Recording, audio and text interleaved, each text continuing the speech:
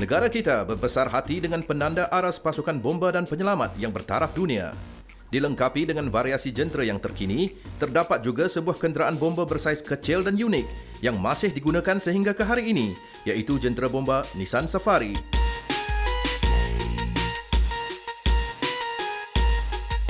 Nama saya Muhammad Hafizuddin bin Ali selaku penolong setiausaha Persatuan Bomba dan Penyelamat Sukarela Kelang Brigade Amal.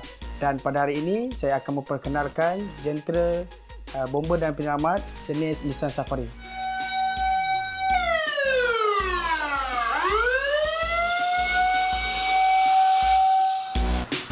Ketika berlaku kebakaran, salah satu masalah yang dihadapi pasukan bomba adalah jalan sempit yang menyukarkan pergerakan jentera bersaiz besar. Di sinilah jentera unik yang berusia lebih 30 tahun ini dapat digunakan secara efektif, terutamanya di kalangan pasukan bomba sukarela. Keistimewaan jentera Nissan Safari ini adalah salah sebuah jentera yang boleh kita katakan yang tertua di Malaysia dan masih boleh lagi beroperasi seperti biasa. Dan dia adalah salah satu jentera yang orang kata kecil dan boleh masuk ke setiap lorong-lorong, yang di mana jentera bomba tidak boleh masuk, dan ini adalah advantage bagi kami lah untuk masuk ke dalam lorong yang kecil.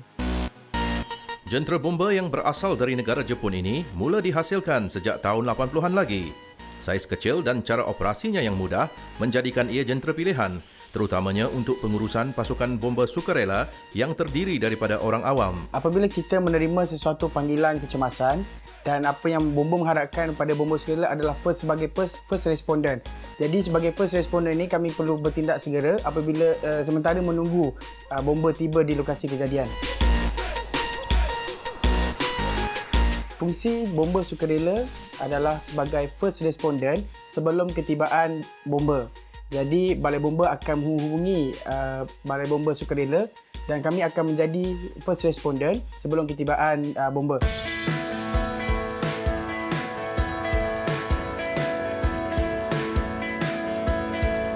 Jentera berukuran 5 meter panjang dan lebar dan juga tinggi berukuran 2 meter.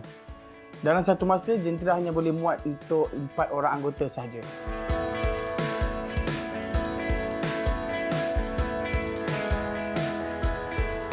Jentera menggunakan bahan api jenis petrol dengan enjin berkapasiti 4000 cc.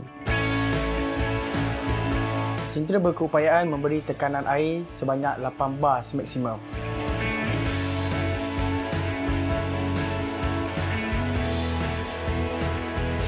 Komponen yang terdapat dalam jentera ini terbagi beberapa komponen, antaranya yang perlu dibawa sewaktu operasi adalah PPE ataupun Personal Protective Equipment, dan juga peralatan lain seperti nozzle, suction adapter, dividing breeching, standpipe dan juga hydrant key and bar. Di dalam jentera juga terdapat sistem PTO dan juga siren. Personal Protective Equipment atau lebih dikenali sebagai PPE adalah peralatan yang dibekalkan oleh Jabatan Bomba dan Penyelamat Malaysia seperti safety helmet, safety jacket, safety boot dan juga safety glove, dan di mana anggota wajib memakai apabila turun ke suatu operasi.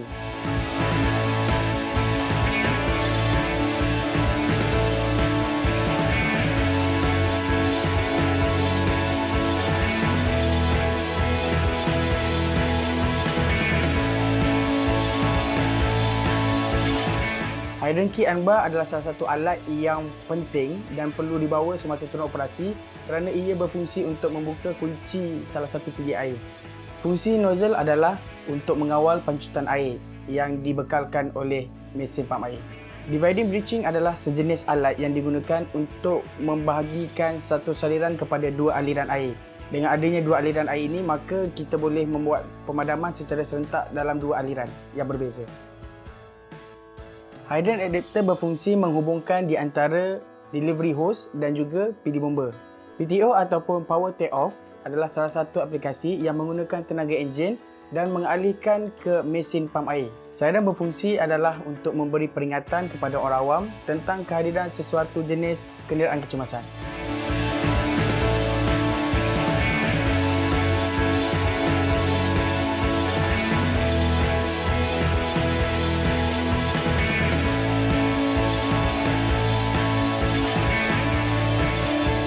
Perkara pertama, apabila kami menerima panggilan daripada Jabatan Bomba, kami akan berkumpul dahulu di Balai Bomba Sukarela bersama anggota, dan sebelum bergerak kami akan pastikan bahawa anggota memakai pakaian yang cukup dan selamat sebelum kami bergerak ke lokasi kejadian.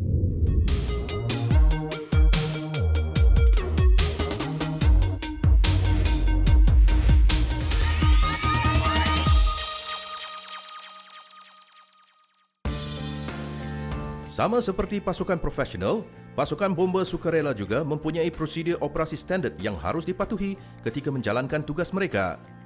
Masa amat bernilai ketika musibah melanda. Semua anggota bomba perlu bersedia secara proaktif dengan pembahagian tugas yang telah dijadualkan. Setiap seorang daripada mereka wajib tahu apa yang perlu dilakukan sebaik saja sampai di tempat kejadian. Setiap peralatan harus dipasang dengan pantas dan cekap mengikut keperluan sebelum kerja-kerja menyelamat dan memadamkan api boleh diteruskan.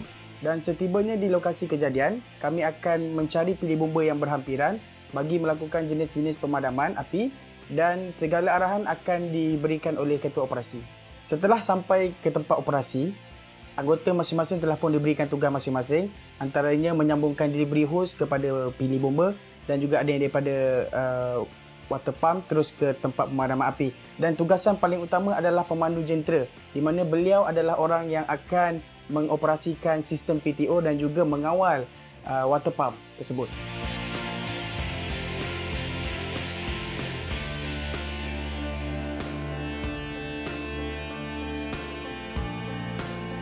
Untuk mengoperasikan sistem PTO, pemandu jentera akan memetik suis dan juga memasukkan gear yang terdapat di dalam jentera.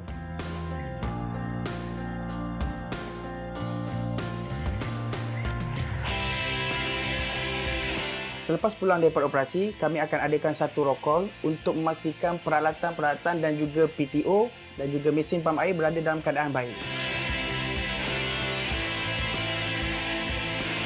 Penyelenggaraan jentera Nissan Safari adalah seperti penyelenggaraan kenderaan lain, cumanya ia special sikit kerana ia mempunyai mesin pam air dan juga sistem PTO. Dengan penyelenggaraan yang berterusan, jentera ini masih mampu berfungsi dengan baik. Malah, kebanyakan peralatan dan komponen yang terdapat di dalam kenderaan ini masih berada dalam keadaan asal, walaupun bukan kesemuanya digunakan lagi pada ketika ini. Dan pemeriksaan berkala akan dilakukan pada anggota yang bertugas setiap hari bagi memastikan sistem PTO dan juga mesin pam air berada dalam keadaan baik. Sekiranya berlaku kerosakan kecil, kami akan baiki sendiri, dan apabila ia melibatkan sistem PTO dan juga mesin pam air, kami akan hantar ke bahagian Kejuruteraan Bomba dan Penyelamat Malaysia. Untuk mengendalikan jentera ini, kami dihantar khusus dan hanya orang tertentu saja yang berhak untuk mengendalikan jentera ini.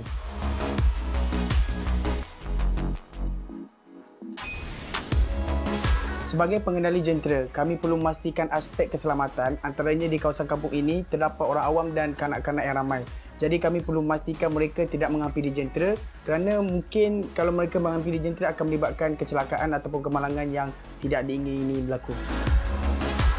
Tiada lama, tiada baharu. Sampai bilakah jentera bomba ini dapat terus berjasa kepada kita?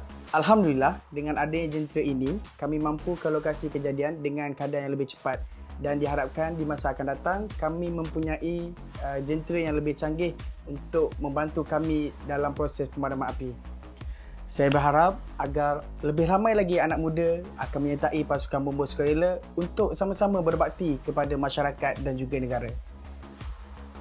Kita harus berasa bangga dan bertuah kerana dikurniai pasukan bomba dan penyelamat yang sentiasa komited untuk memberikan perkhidmatan kebombaan dan penyelamatan secara profesional dan unggul. Tugas mereka bukan sekadar melindungi nyawa, harta benda dan alam sekitar, tetapi dalam masa yang sama mengekalkan integriti dan peri kemanusiaan ketika berdepan dengan semua bencana dan ancaman. Dan komitmen ini diteruskan lagi dengan penubuhan ratusan pasukan bomba dan penyelamat sukarela yang berkhidmat tanpa mengira hari dan waktu di setiap pelosok negara. Walaupun bukan terdiri daripada anggota profesional sepenuh masa, jasa dan pengorbanan mereka sekental keluli jentera bomba yang terus berbakti bersama-sama mereka.